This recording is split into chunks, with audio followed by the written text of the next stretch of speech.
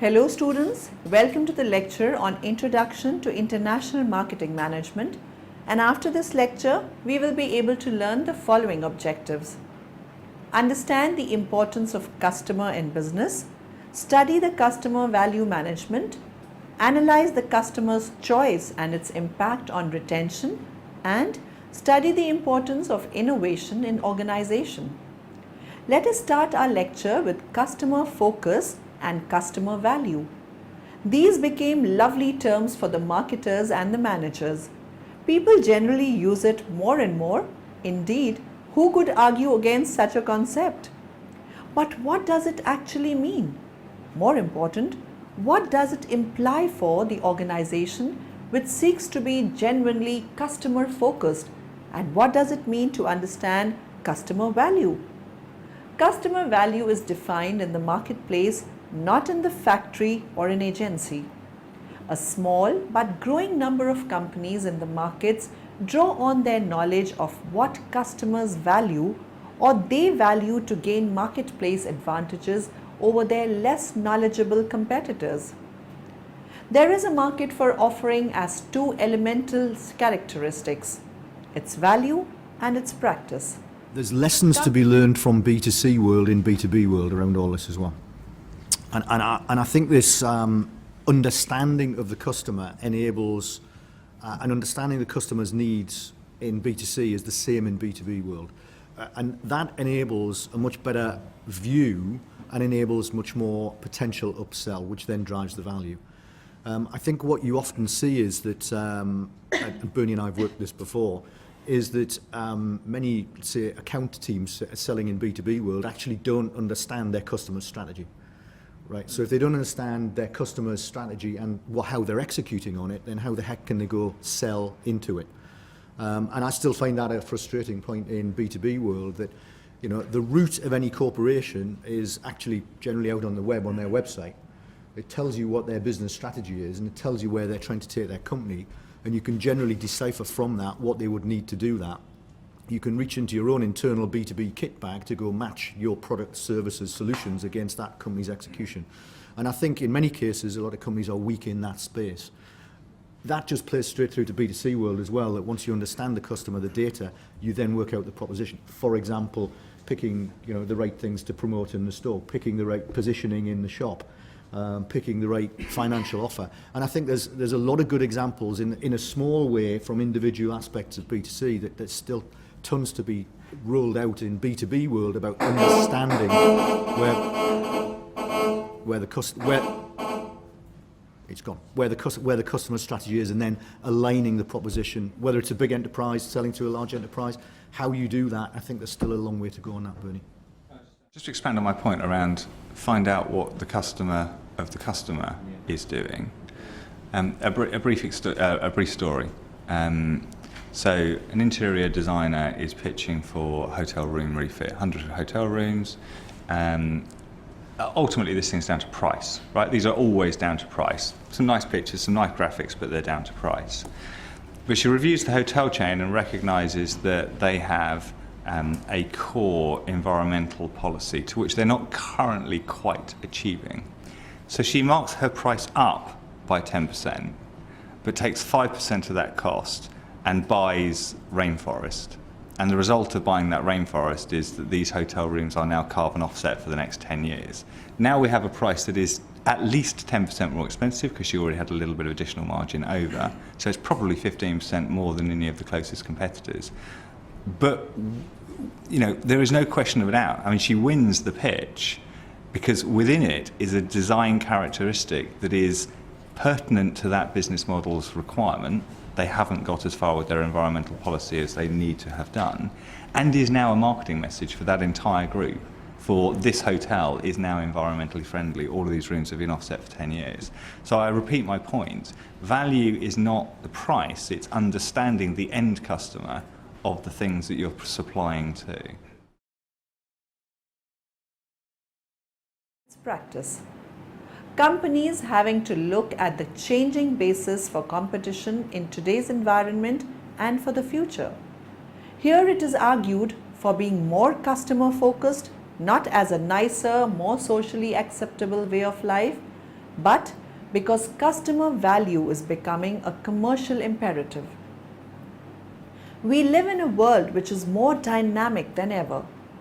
Businesses have always had to face competition, but at least in the past, companies knew who their competitors were.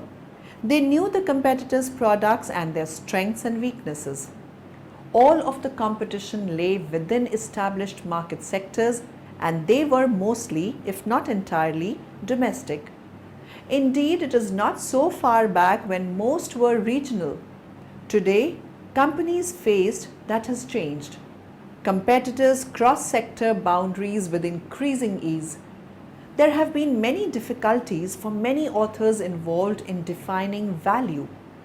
In an attempt to consolidate these diverse definitions, Woodruff proposes customer value is a customer's perceived preference for an evaluation of those product attributes, attribute performances, and consequences arising from use that facilitate or block achieving the customer's goals and purposes in use situations.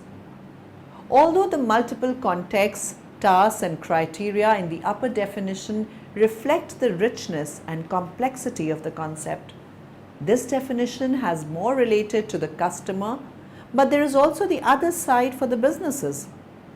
Customer value is the difference between the values the customer gains from owning and using a product and the cost of obtaining the product.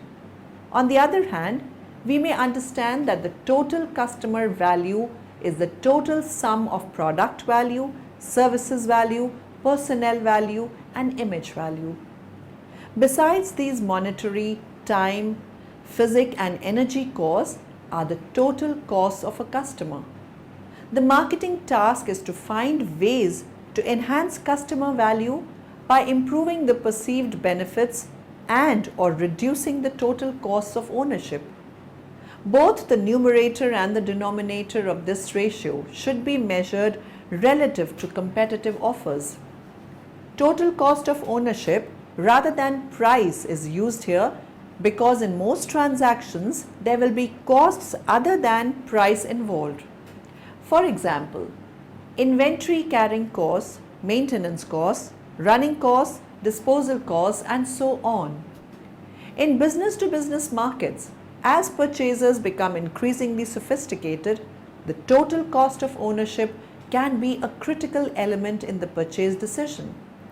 Lifecycle costs, as they are referred to in the banking and industries, have long been a critical issue in procurement decisions in those markets. Simple and intuitive. Unfortunately, not a lot of business owners have been exposed to this theory.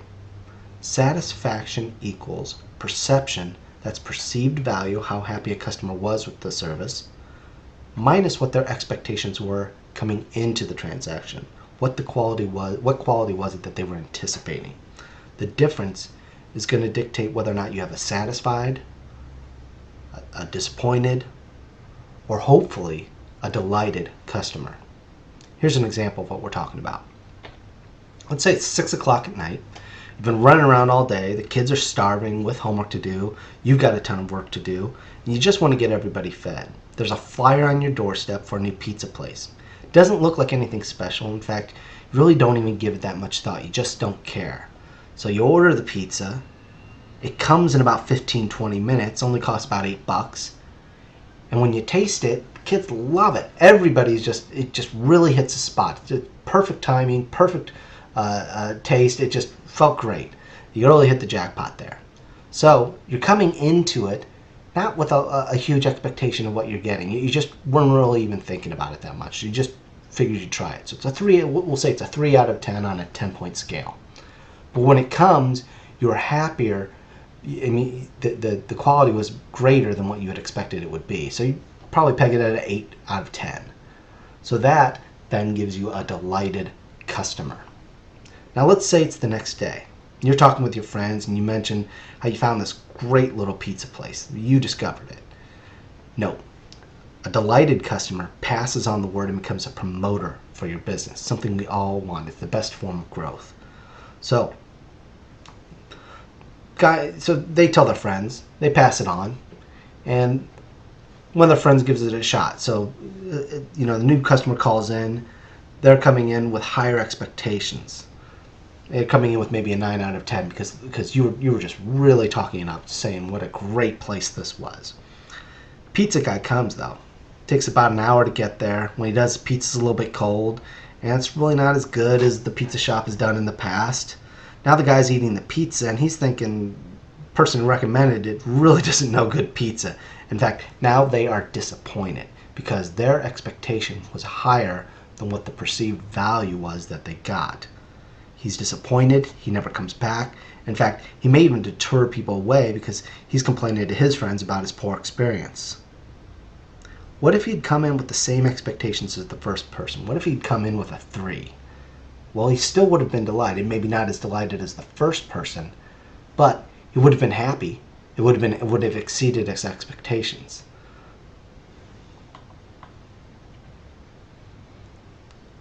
So what we're talking about here is if expectations exceed perceived value, you have a disappointed customer. If expectations equal perceived value, you have a satisfied customer. So how do you delight customers? Expectations are always rising.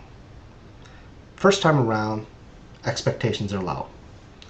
But next time around, that same person, they make that call, they've reset their expectations. It's no longer a 3, it's now an 8. So the pizza comes, you have to maintain that minimum level of quality. You have to at least be as good as you were that first time around in order to create a satisfied customer. The trick is, how do you delight customers?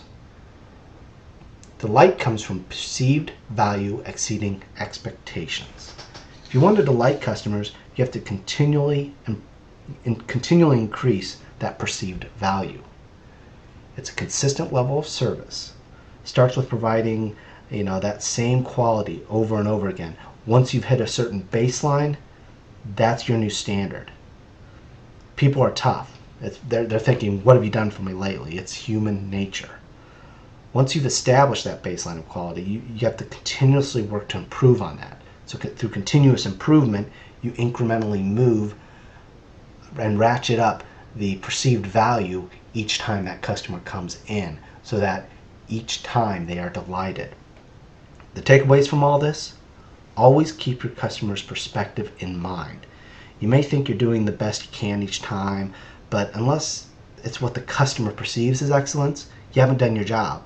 So I encourage you to listen to your customers, establish a baseline of service, and continuously to improve that baseline of service. There is an importance to understand the philosophy of value for the businesses. And as it is one of importance that businesses should be sensible in advance of the wants of the future, which means the wants and needs of customers, there is an importance of the degree of that sensibility. It should be sufficient. Anxiety about future necessities should be as powerful as the passion with which the companies give away before the urgent feelings of the moment. If future satisfaction of want were represented in present valuation, not at their full future value, but at only a small fraction, probably would be occurred, then business life must in the end fall to pieces, just as though they were not represented at all. Total quality management, business process re-engineering, team working, balanced scorecard are some of the contemporary issues in management. It can be said that for the success of these concepts, there should be customer value philosophy. Competencies should be based at the customer value thinking. This should be a common sense to reach the customer satisfaction and retention, profitability, increased market share, etc. There are two principal interpretations of satisfaction within the literature of satisfaction as a process and satisfaction as an outcome. Early concepts of satisfaction research have typically defined satisfaction as a post-choice evaluative judgment concerning a specific purchase decision. the most widely accepted model in which satisfaction is a function of disconfirmation, which in turn is a function of both expectations and performance.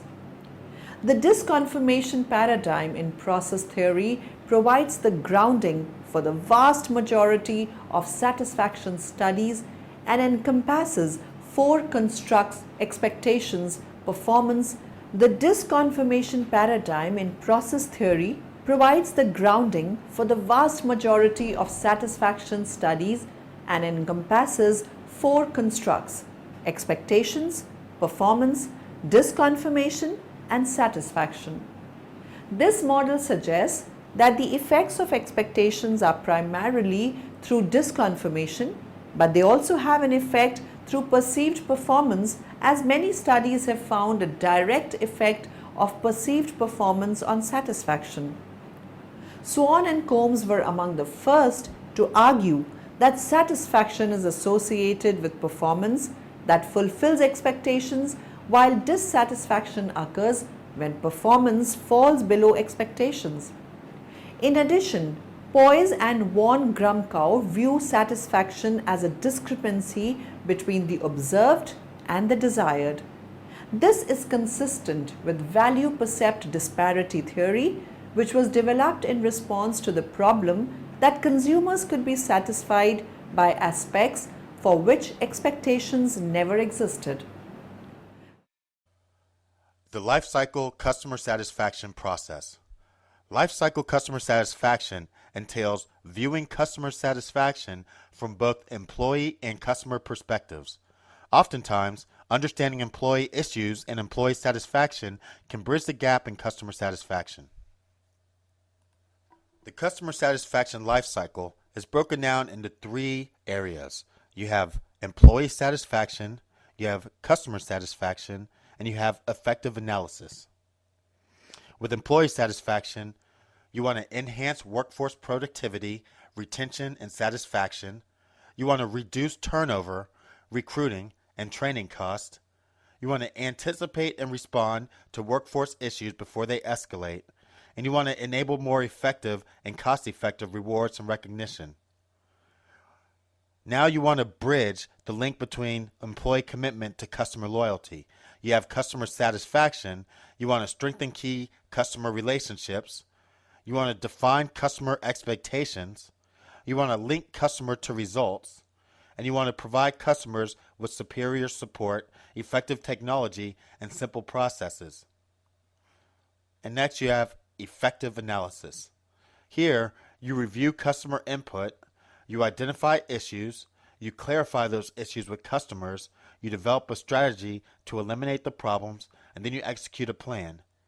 And together, combining all these three aspects, you get total customer satisfaction. Customers want a meeting between their values, needs and wants, and the object of their evaluations.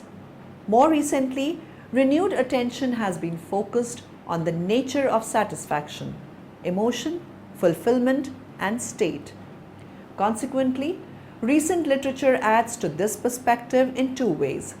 First, although traditional models implicitly assume that customer satisfaction is essentially the result of cognitive processes, new conceptual developments suggest that affective processes may also contribute substantially to the explanation and prediction of consumer satisfaction. Second, satisfaction should be viewed as a judgment based on the cumulative experience made with a certain product or service rather than a transaction-specific phenomenon. Best ways to know what's working and what's not in your business is to ask how customers feel about how they're being treated. Getting their feedback not only helps you know where changes could be made, but it also sends a message to your customers that you care. Before you send anything out, you want to be sure your customer satisfaction survey covers all the areas that impact your business. Research what other companies in your industry have done by looking online or in their places of business. You can even purchase survey templates that have been designed with the most appropriate questions in mind. It's also important to ask those within your business who work directly with your customers about what should be included that they know customers would want to provide their opinions about. This way, the questions could pertain to products, prices, ambiance, and of course, customer service. It's best to use a rating scale as customers are most familiar with assigning a number to what they think, usually 1 to 5 or 10, with the highest number being the best. You'll also want to limit the number of questions asked to less than 20. The survey should take from 5 or 10 minutes tops to fill out. Otherwise, there's a good chance you'll lose them before they finish and submit it. Be sure to leave space for them to also provide a further explanation or comment. Once you have the type of questions you want to ask, then you'll have to plan how you will give it to your customers to take. Often, if it's a restaurant or retail environment, a satisfaction survey is provided as a hard copy where customers can fill it out and leave it with their bill or put it in a box by the cash register or front door. However, surveys are also now going high-tech with many online services or software so that customers can take the survey electronically from the website or their smartphone. If you go the electronic route, make sure to make it obvious that you would like your customers to take the survey. As they finish up a meal or purchase, hand them a card or print the survey information somewhere conspicuous, like a receipt. If you need help, there are plenty of online resources where you can get help designing and emailing your survey or establishing an online place where customers can take the survey. These sites will also provide you with tips, survey question samples, and formats for designing the most attractive type of satisfaction surveys so you can get the best responses from your customers. Be sure to also include some type of incentive so customers will be more inclined to respond. This might include a drawing for some type of prize, a discount off their next purchase, or something like a free appetizer or dessert for a restaurant. These little extras also send the message about how important and appreciated their feedback is to you. Different customer groups have different expectations, and often within the same retirement community will be pockets of people with differing expectations. In fact, within any given aging services organization today, there could be a dozen or more segments of customers who have very different expectations about the kind of service they receive. No matter how similar these people look demographically, age, income, they have different psychographic characteristics, interests, values, belief systems.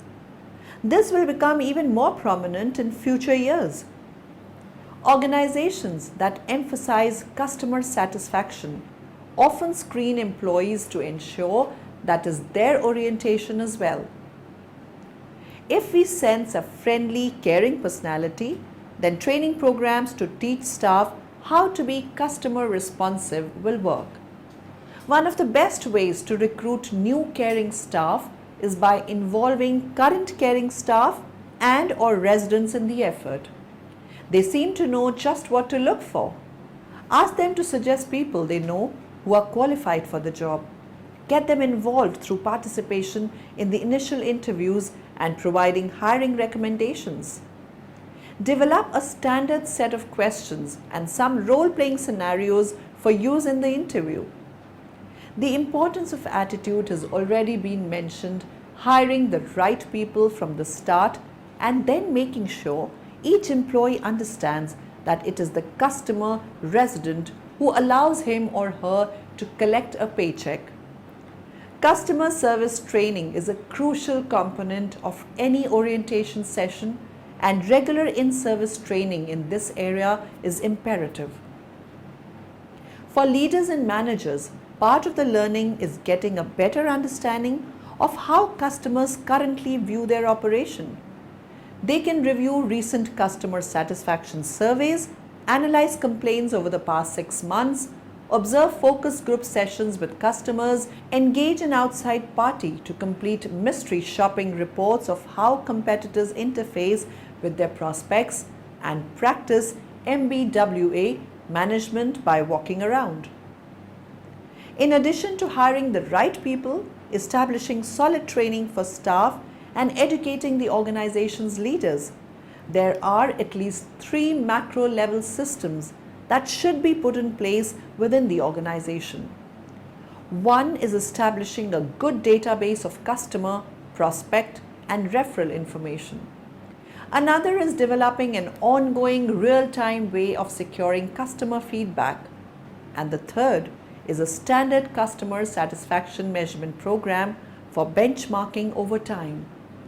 A database of residents, family, guardians, prospects, referral agents, board members and employees will be useful to the organization for a multitude of purposes, not merely for the achievement of customer satisfaction.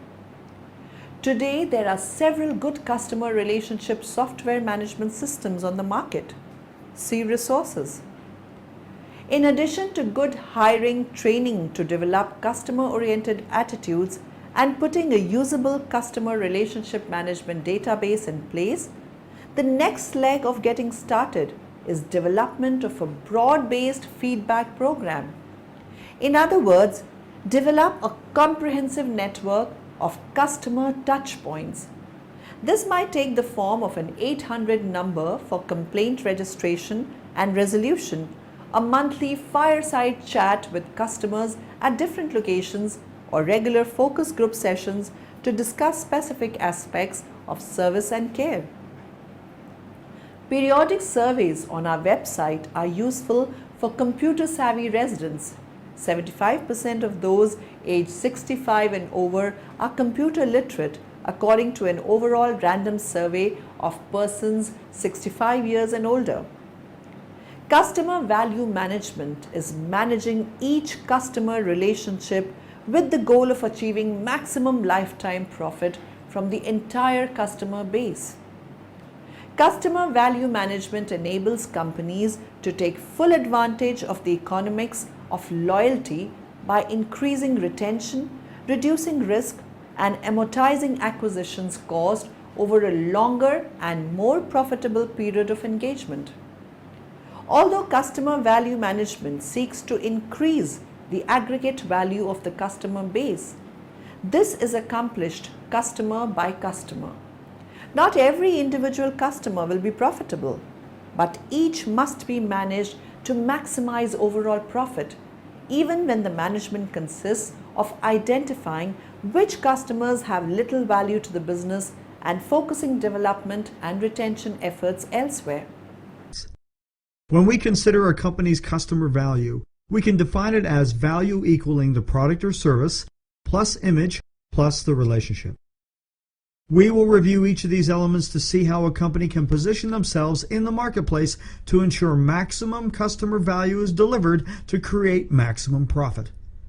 This process is a great method to review with salespeople to find competitive advantages and to visit company mission statements. Product and services attributes. This can be broken down into the following components. These components are functionality, quality, price, and time, and have an interlocking relationship with each other. Functionality. This describes the product or the service being offered. Answering the questions of who, what, where, and when can help guide the business owner to define the target markets. For example, if your business is plumbing, we can answer who, homeowners, what, plumbing repair services, which you could define in more detail, which could be including leaks, toilet and shower and drain repairs. Where, at their homes. When, 7 days a week, 24 hours per day. This can be expanded to other services. In our example, we may also have another service offering that targets the renovation market, providing new installation of water heaters, tub and tile, etc., or targeting industrial clients or condominium maintenance.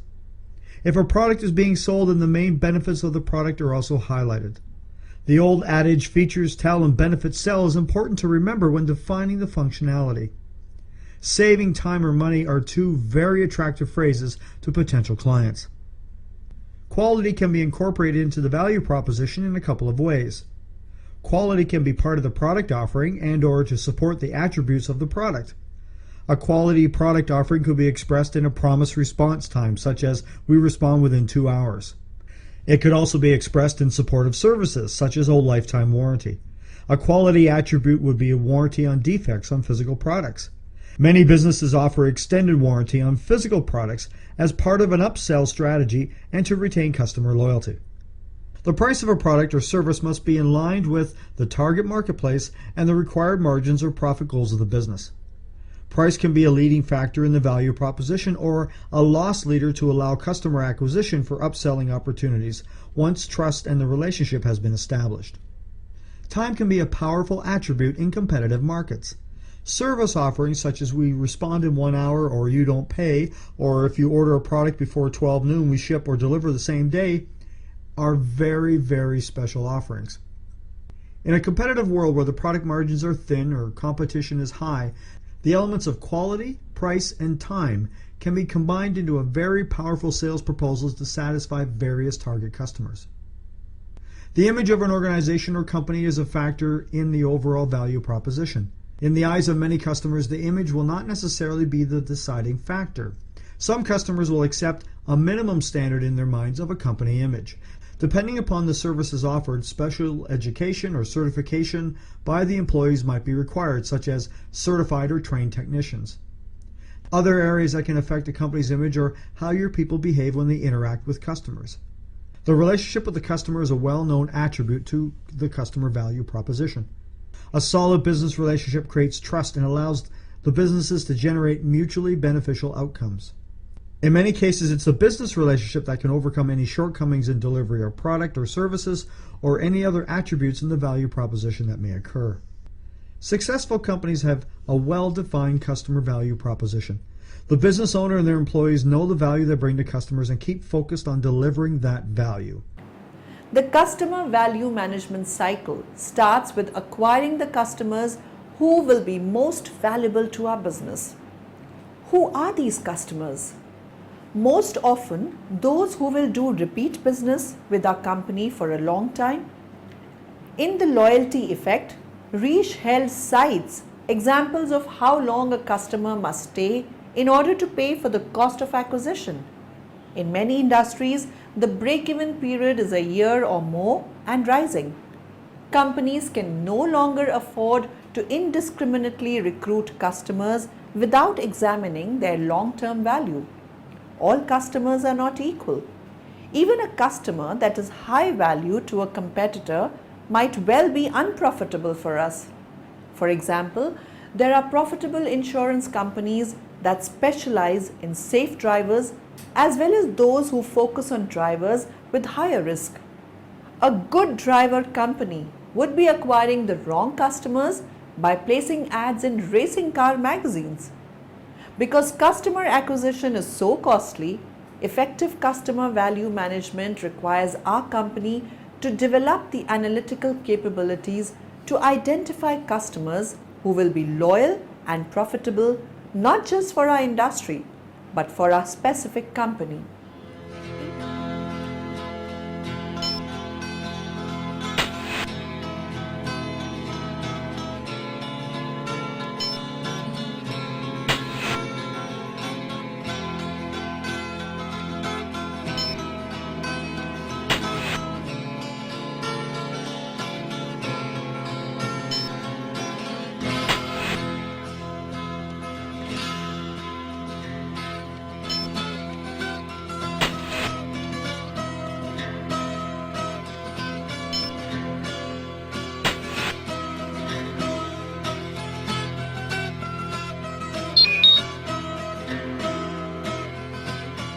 Even with the best chosen customers, managers must develop the relationship. Customers who don't receive the right touch or get too many conflicting offers lose rather than gain value. Just because Jack and Frank live in the same zip code does not mean they are both in the market for home office furniture at the same time. Ideally, marketers would be able to spot these differences, targeting Jack with the right offer at the right time without annoying Frank with another promotion for something he does not want. For any business, the right relationship is one that maximizes that customer's lifetime value. Effective retention means retaining the right customers, not every customer.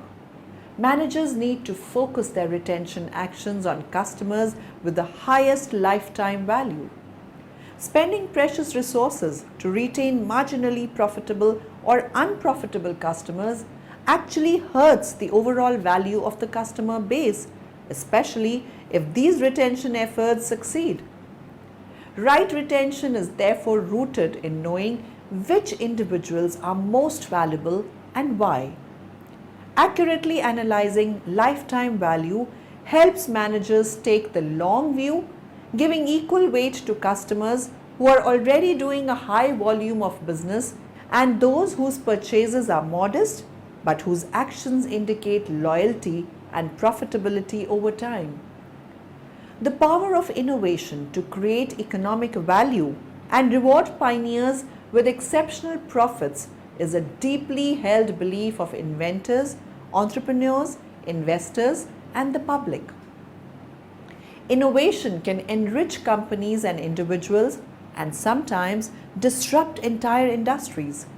Yet many studies have shown that the value from innovation is often captured by someone other than the original innovator, whether by imitators, suppliers of key components, intellectual property owners, or providers of related products and services.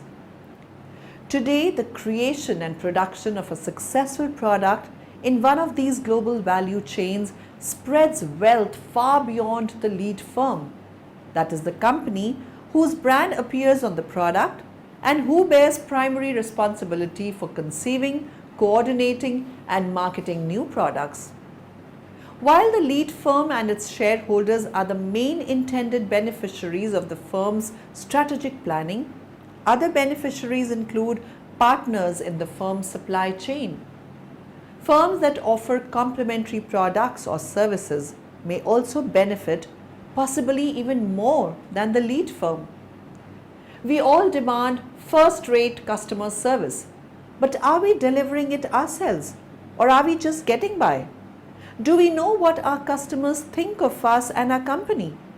Do we know what they are saying about us, and are we certain that it would all be good?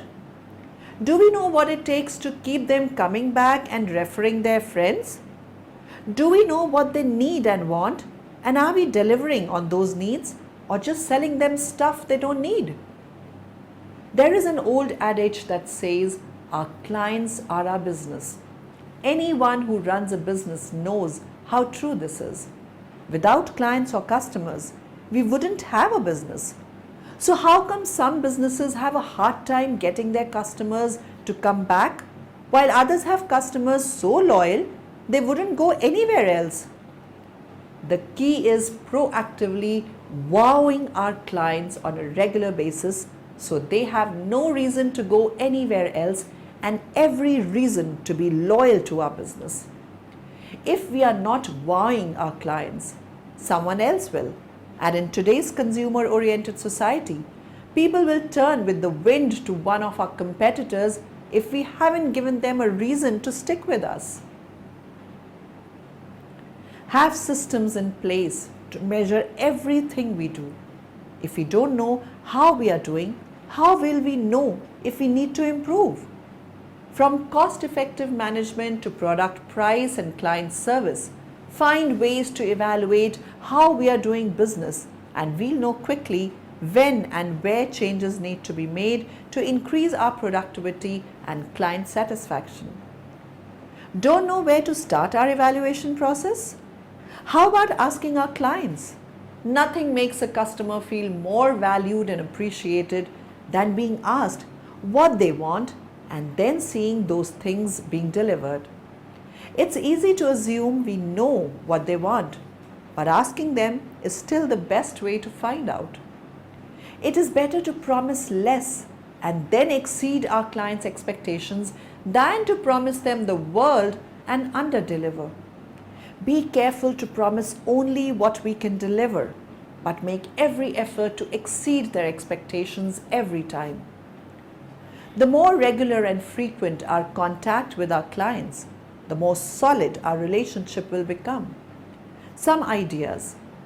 Get our clients' address or email and send them things we think might interest them about one of their hobbies, a relevant website or a newspaper clipping. Distribute a monthly or quarterly newsletter. Fix problems quickly every time. Don't let anyone fall through the cracks. Customer service is the linchpin of success for many organizations.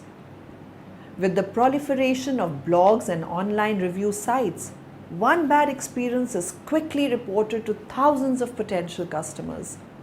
but customer service delivered online or via phone is a costly endeavor and getting more expensive. Labor and energy costs are rising, and advances in technology mean customers expect more service options, including online FAQ content as well as phone, email, and live chat support. That means today, more than ever, companies are looking for efficient ways to reduce customer service costs without losing quality. For many, the solution is to consider outsourcing all or a portion of their customer call activities. When done right, delegating customer service can help a company streamline operations, be more responsive, and gain a deeper understanding of their constituents. The decision to outsource clearly is not one that should be made lightly. Several of the nation's best known companies, including Dell, TM, Capital One, and JP Morgan Chase, walked away from outsourcing relationships, realizing that for them, the disadvantages far outweighed the cost benefits. Likewise, outsourcing should not be viewed as a turnkey solution to a company's customer service needs.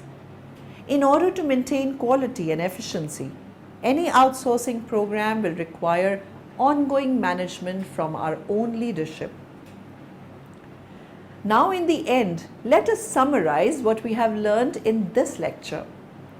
Customer focus and customer value is argued for being more customer focused, not as a nicer, more socially acceptable way of life, but because customer value is becoming a commercial imperative. The marketing task is to find ways to enhance customer value by improving the perceived benefits and or reducing the total cost of ownership. There are two principal interpretations of satisfaction within the literature of satisfaction as a process and satisfaction as an outcome. Customer value management is managing each customer relationship with the goal of achieving maximum lifetime profit from the entire customer base. The power of innovation to create economic value and reward pioneers with exceptional profits is a deeply held belief of inventors, entrepreneurs, investors, and the public. Customer service is the linchpin of success for many organizations.